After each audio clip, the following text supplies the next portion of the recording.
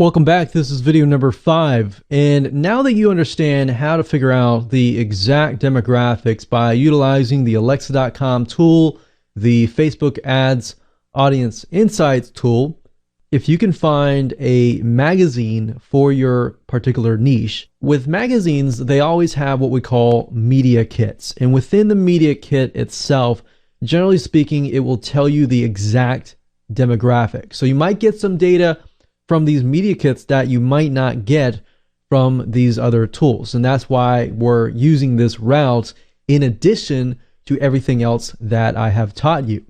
So finding a media kit is fairly easy to do. All you have to do is go to google.com and you want to type in the niche. So in this case, it is garden. And after that, you type in the word magazine and then you type in media kit.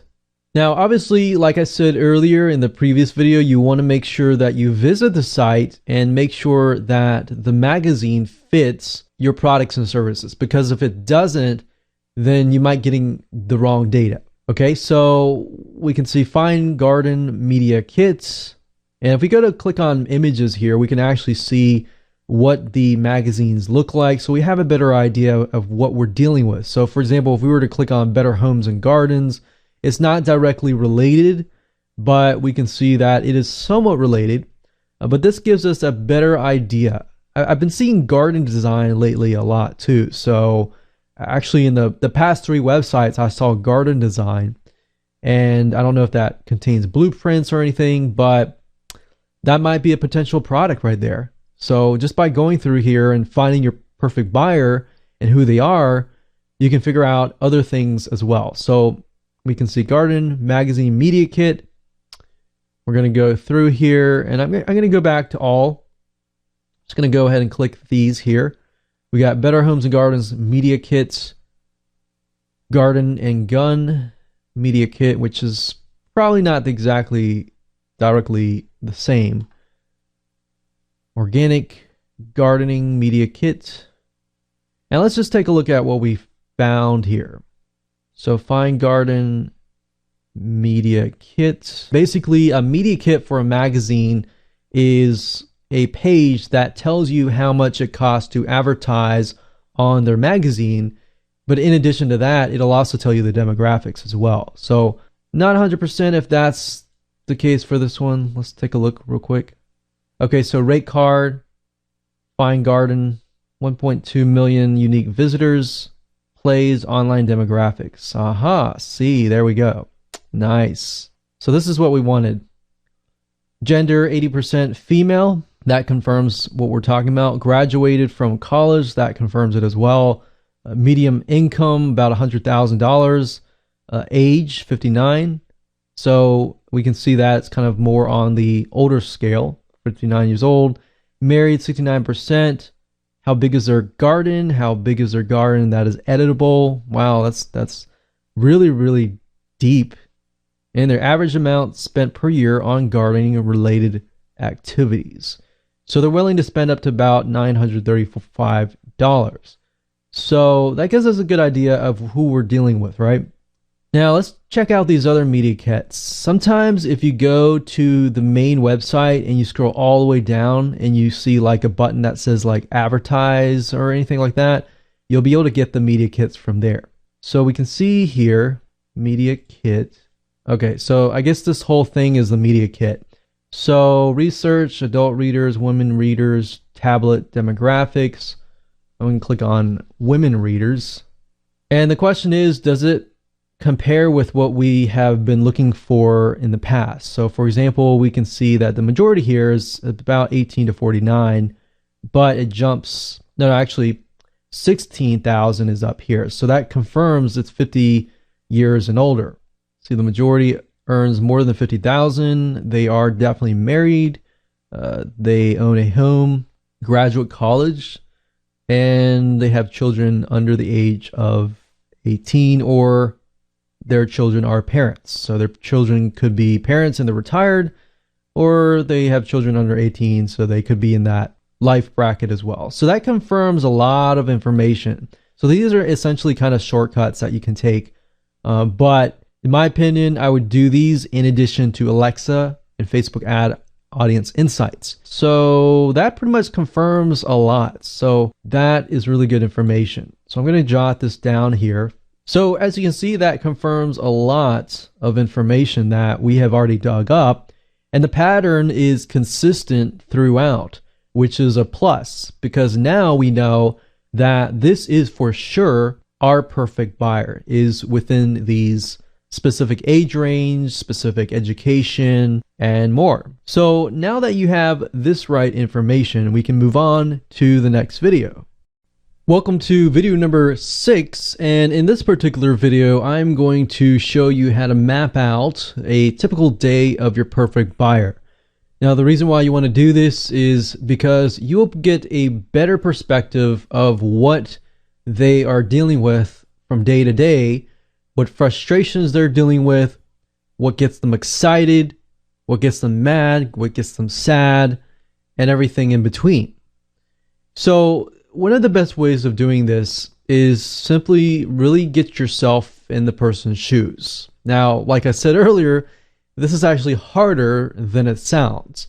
So the best way of doing this is by going to Google and typing out something like this. So obviously with gardening, the noun of gardening is gardener. So the type of person described in this particular niche is a gardener, right? So I'm going to type that in, gardener, and then I'm going to write the words, 2 words, typical day. Now, there's no guarantee you're not going to always 100% get this, but the nice thing is you're going to be able to see things like YouTube videos and other sorts of media, which we'll talk about in the video after this one. But this will allow you to kind of get into the shoes of someone who is a hyper-responsive buyer and perfect buyer in these niches.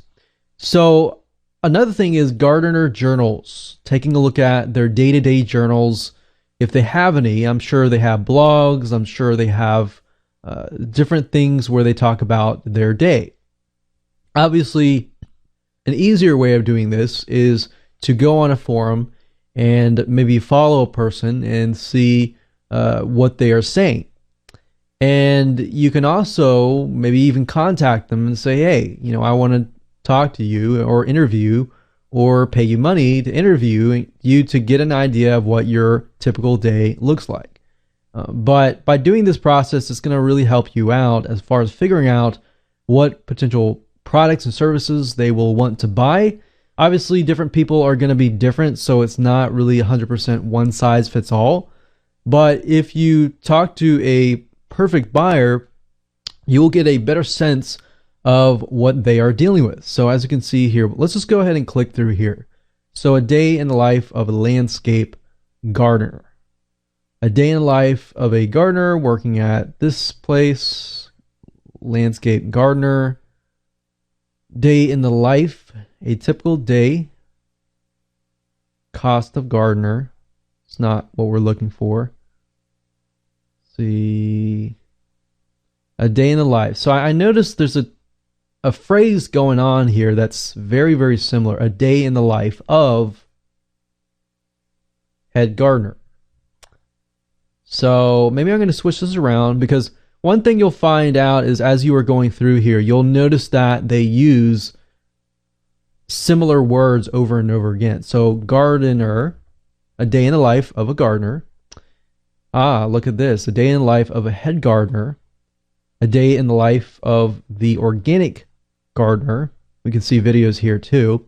And sometimes watching these videos will definitely help you get a better understanding.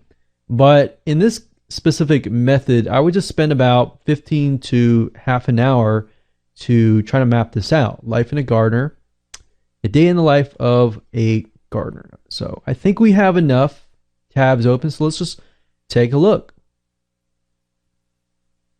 So a typical day. So this is primarily a landscape gardener. It's maybe not what we're looking for, but at the same time, if you are doing landscape gardening and gardening design, kind of specialize in that area, you can read through here. We can see Too many typical days for mowed dirt of green acres. So I guess I don't know if his real name is Mow Dirt, but if it is, he gets up and early enough to be at the yard by 6:30 a.m. After loading the extra tools he needs for the day into his already loaded white truck, and then he's on his way with his crew of two by 7 o'clock. The day has just begun and it has already begun to be monotonous. So it seems to me like this is a story, but this is a nice way to write it out. I mean, you can write it out this way, or you can even open up Notepad and just write it out. So we can say 6:30 a.m. We'll say 6:30 a.m. He's up. So we'll do 6:30, and you can do it by half an hour if you want to. You can do it by hour. Doesn't matter. Really, what we're the further you break it down, the better, obviously. So we can do 7 o'clock a.m. We could even do 6 a.m. So maybe they wake up at this time, or maybe they wake up here. I don't know. With gardening, if you think about it, once the sun rises, especially in the summertime, it gets really hot. So depending on where they are and what season it is, it can be different. But the majority of case, the gardeners that I know specifically, and you can begin to think of people that you know that actually fit this, but a gardener I know, he wakes up, and I know another gardener, she wakes up typically very early because then you can start your day, you can be out in the nice cool weather, digging and pulling weeds and pruning and doing everything that gardeners love to do in the nice morning cool weather, because it does get hot outside. So we can think they, from about 5 to 6 a.m., they wake up, they get their breakfast and eat it. You can even think like, what do they eat? You know, that could be potential product or service. And what do? Do they take their medication? You know, are they taking medication that will help them, you know, get excited about the day, get energized about the day? Maybe they eat, you know, supplements and medications, maybe B12 vitamins. Just write it out. There's no right or wrong answer right now. And 7:30 a.m., they're ready to get outside. They start preparing their gardening tools, maybe. By 8 a.m., they're outside. What are they doing outside? So let's just go look through here real quick. A day in the life of head gardener Dave West. Okay. Let's zoom in a little bit here. For 44 years, Dave West has worked as the head gardener of blah, blah, blah mansion. When Dave was hired in, we don't really need to know that. Let's see. Aha, look at that. 5:40 a.m. It's all about the weather. In the morning, my alarm goes off, and before I do anything else, I look out the window. The forecast is crucial in my profession. I watch the weather forecast and start to plan the day's activities. A plan for if it's dry, one for if it is wet. Look at that. So he has contingency plans for when it is rainy and when it is wet, so that he's always doing something. Although my daily routine remains the same, every day is different. Okay, so we could even adjust it according to Dave West. So he's more of the gardener that we're looking for. We're not really looking for a landscaping gardener. So we're going to follow him. 5 a.m. He wakes up. Rain or shine, he has a plan for each. So maybe, you know, gardening tools. or rain or shine and dry. So obviously they skip the part where he eats breakfast. So everybody has to eat. So by 7:30 a.m., as you can see here, this is when he starts work. But in between that, we have fulfilled these two items, right? So 7:30 a.m., the big clean, the six of us get everything clean, get everything ready, get their garden tools ready. So 11 a.m., manager's meeting. 11:30 a.m. is beginning to tend to the gardens. So it sounds like typical gardener who at this point all the way to 11:30 a.m. Some people generally start earlier. So, but between that point, 11 a.m. and we'll just say 10 a.m. So from 7:30 a.m. to about 9:30 a.m. start preparing their gardening tools, gardening equipment, preparation, and planning. Then by 10 a.m. they are outside and beginning to work. So right now, 10 a.m. it's still cool. Even in the summertime, it's not too hot. So hopefully maybe by 10 a.m. and then it starts getting hot and at 12 p.m. or even 1 p.m. as we can see here. So lunchtime, they take a break. Maybe we'll do 12 p.m. Actually, we'll do 1 p.m. Realistically, 10, we got 11, 12, 1. So that's 3 hours. So 3 hours of work. At that time, they take a break. They get lunchtime and so on and so forth. So touring the gardens at 1:30 p.m. Labor of love. Okay. Now, as can you see why looking at the typical day is so crucial? And then, of course, we look at a day in the life of a head gardener, of a different head gardener. We look through here. Waking up early, sunlight flooding my bedroom room. She has dogs, so she gets up, gets clean, starts sowing seeds, essentially getting her things ready. And she goes out on the water. So this gives us a better idea of what we're dealing with. Let's see.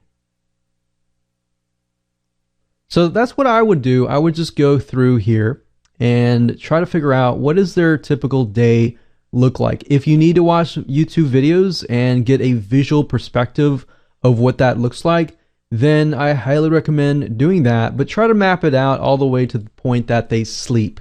And from that point, you have it in hand. And what does this do? This helps you greatly because it tells you exactly, what their frustrations are. So if we just look at here closely, so at this age, maybe they're not sleeping well. Maybe that's a frustration that they're dealing with and they need something to help them sleep better. Or at this point, maybe they're just not getting enough energy when they go out, and you can hone in on that. But you would never know this kind of stuff unless you map out their whole day, right? And that's why it's so crucial. But this in itself will help you understand them a lot better and essentially will help you put yourself in their shoes. Now, in the next video, I'm going to show you how to do what we call media mapping and go and take a step further than that and help you get a better perspective of what they like to watch, what they like, what drives them, what's their motivations. So we're taking things a step further. All right, so I'll see you in the next video. Welcome to video number 7, and we're going to talk about media mapping. And the reason why this is called media mapping is simply because we are going to further put ourselves in the person's shoes by utilizing media sites such as youtube.com and or other sites as well. And this is going to allow us to map out a better view of what our perfect buyer is into, what their perspective is, basically map out their passion about their niche and what they like, what they dislike, what kind of person looks like them, what do they watch as far as documentaries go, what do they watch, what do they like to learn, and everything basically surrounding that particular niche. So if you looked at my previous video and we did a Google of a day in the life of a gardener, we saw a couple of videos that were related. So in this case, I would highly recommend that you watch these so you have a better view of what their day looks like. Now, in addition to that, and what expands on that, is what do they like? So once you watch this, you have a better perspective of their typical day, right? And we can type in Google and YouTube garden. So we can have gardener or even gardening TV shows and see what we get. And what I would do normally is I would sort it by view count and rating. So we can see view count here, and we can see that the ones on the top are obviously highly viewed. So we have 42,000 views, 67,000 views, 143,000 views. Let's see, Garden Girl TV, 298,000. So this is, if we click on this just to take a look, so it looks like pretty much fits that demographic of female, maybe middle-aged female. And if we go through here, what I like to go through is I like to watch these videos that they watch, and then I like to take a look at the comments that match that particular video to see and get an idea of what people are saying about that particular video. And if I can see patterns or similarities in what people are saying, if somebody is saying over and over again that their frustration is this, or they are passionate about a consistent thing over and over again, then that tells me that there's something there. All right. So that's the whole goal of this. So we can type in gardening TV shows, we can type in garden documentary, and obviously look at the video to make sure that it is related to what we are selling. So gardener, maybe gardening. So try different variations. And typically with this part, I would spend about 30 minutes, and sometimes I'll spend an hour just going through videos. And eventually, after you watch all these videos, you'll just start to see the pains that gardeners go through, what gets them excited, what gets them angry, what gets them mad. And eventually you'll know so much about your niche just by watching these videos. Now, with media, there's different types of media. So you can use other social networking sites such as Instagram to get a better view of the pictures out there. Look at Pinterest to see what people are doing in terms of gardening goes. So you can look at other social networking sites, other different types of media, pictures, videos, text, even podcast, if you can find a podcast, just to get an idea of what your niche, your perfect buyer likes, dislikes, and everything like that. So as you're doing this, you can keep a journal and documentation of the likes, the dislikes, everything that you can think of that would allow you to map out what is going on in your perfect buyer's mind. So that's really what we're trying to do, is essentially map out what is going on in their brain. So the better that you understand that, the better you're going to know when you start to sell your products and services. You'll already be leaps and bounds ahead of most of your competitors at this point, because most of your competitors are not even thinking about doing any of this.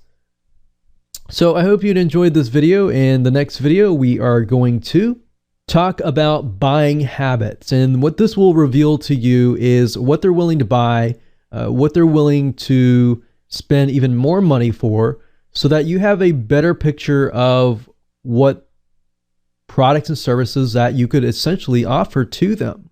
All right, we'll see you there.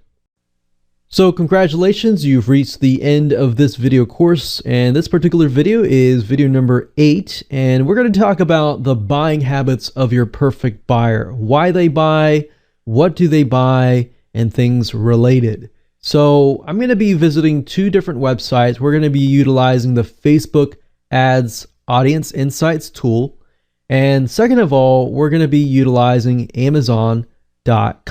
So Amazon's going to reveal to us a lot of good data as far as buying habits go, and Facebook as well, as far as how much they spend, which is something that is not provided by a lot of tools. So this information is golden. So what I recommend that you do is do the same thing earlier, so gardening, and remember that as we began to realize that by looking at the media kits, by looking at everything else, that our perfect buyer, the person that buys those magazines, is age 50 and older. Now, as we can see looking at Facebook, however, it's about 45 to 64. Now, of course, 22% is 25 to 34. Now, the media kits, however, tell us that it's 50 and older. So that might mean that 25 to 34, they might be interested in gardening, but they may not be spending as much money on gardening as these people up here. So that's essentially what the media kits go with. And I tend to just go with the media kit because those are proven magazines. They have spent millions of dollars into advertising and so forth. So I'm going to go with 45 to 64. So I'm going to go back over here to age, and I'm going to switch it to 45 to 65. So now I am honing in on my perfect buyer. I'm totally ignoring everybody else. Now, you might be thinking, well, won't I be losing sales? Yeah, you might lose a few sales, but if you speak primarily to the extremely interactive, engaging audience, you'll be able to speak to everybody else. And these people are more likely to buy from you anyways. So now that we've honed in on here, what Facebook Ad Audience Insights does now is it begins to show you the lifestyle pertaining just to that specific gender and age bracket.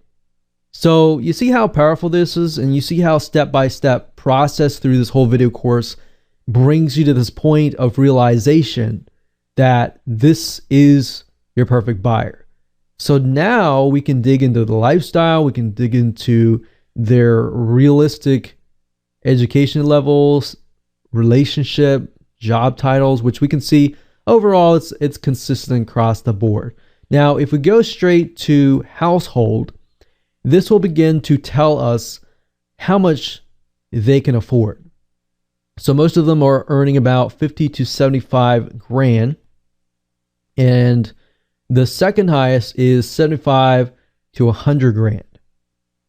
And we can see that it's not a whole lot here because gardening does cost money if we think about it. And at the end of the day, gardening does cost money. Whether you buy seeds or anything else, the soil costs money, fertilizer costs money, tools cost money. So you kind of have to be making at least some money to actually afford these, unless at this point you have all the tools and everything else.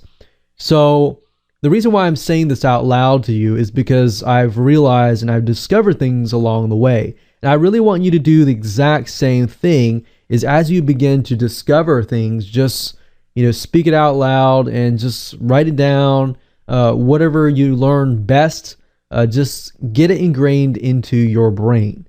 So home ownership, we can see that about 82% of them own homes. And if they don't own homes, realistically, if they own like an apartment, they can't really go all out as far as gardening goes.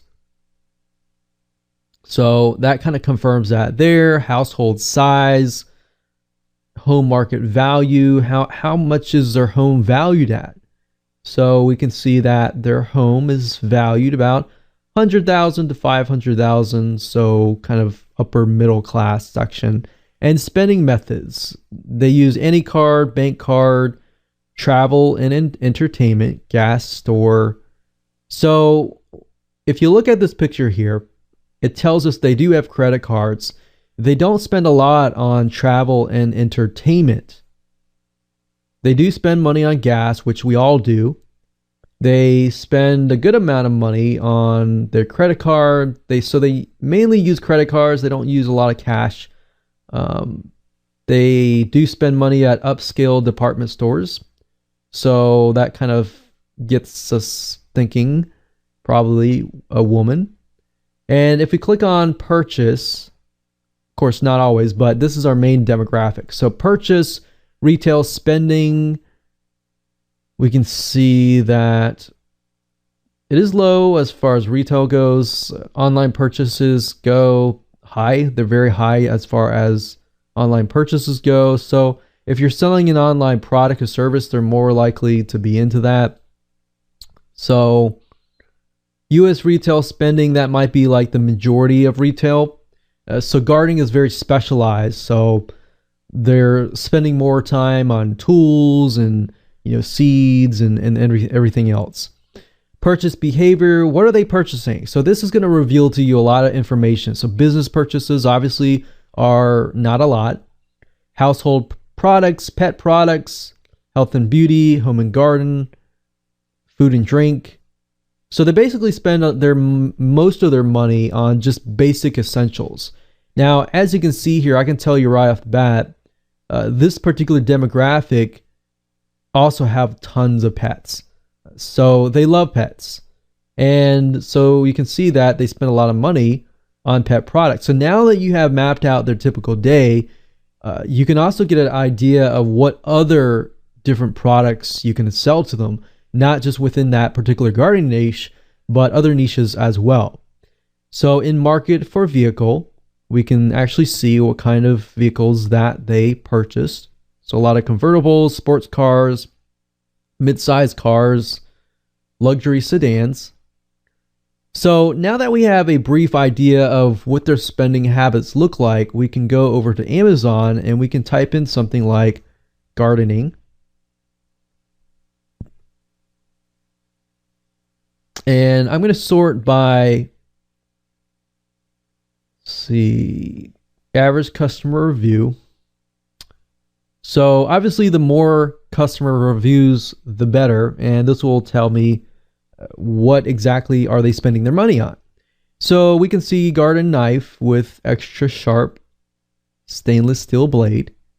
So I'm getting the feeling that they want quality tools, because if you garden enough, your tools will eventually get used and may rust away. So you definitely want good quality stuff. So pruning gloves, about $24. We're looking through here. We have $10, $21, $26, $15, $33. Now, you notice I'm looking at the price points, right? And the reason being is because I want to get an idea. Do they spend a lot of money on low ticket items, or do they spend a lot of money on high ticket items? Maybe they spend a lot of money on low ticket items so that they can get a lot more supply of tools, books. So, and what this does is it allows us to scroll through and get an idea of what they're buying. Like if the average customer view is greater, that means that there's a large amount of people that are buying it. Because if you think about it, most of us don't really leave reviews on Amazon. So the people that do, there's actually a lot more people that buy it as well. So as we go through, we can see a lot of tools, hoe tools, garden knife tools, pruning gloves. And we could even click here to get an idea. And what I like about Amazon as well is they give you categories within the main category so that you can actually break things down and have a better view of what kind of different types of things that are being sold. So we got vegetable, plants, and seeds. And if we do average customer review, This allows us to see what is being bought the most. So if we go down through here, we see a lot of seeds. And we can also take a look at books too. So if I go back over here, take a look at books, we can see that these books have a good amount of reviews, each one of these. So we're looking at 1,000, 500, 147. So a really good amount. And they're about $15 to $20 each. So that gives me an idea of what their price points look like. And of course, I can go through here. I can look at the customer reviews. And generally speaking, what I try to look for is consistent patterns. Patterns in what people are saying, the positives, and what people are saying they like, what they're saying that they dislike, and everything in between. So I look for patterns because patterns generally tell me that there's something consistent. And if there's something that is consistent, then that tells me that it might be worth looking into. So I hope you enjoyed this video course as much as I enjoyed teaching it. Make sure that you go step by step and implement the whole process so that you can find your perfect buyer. Let me ask you a question. Have you ever tried to sell a product or service online only to have not many people buying your product or service? Or are you doing well in your business, but you could be making even more sales, but really can't figure out why your sales have been stagnant or have plateaued? Well, the real reason why a lot of people cannot make a lot of sales is because they are selling their products and services features and not really the benefits of the product itself. But the benefits alone don't really make a big difference if you don't really know your exact demographics, or in other words, the exact type of person that really wants your product. So in other words, what are their things that they like? What are the things that they don't like? And do you know exactly what your dream customer looks like?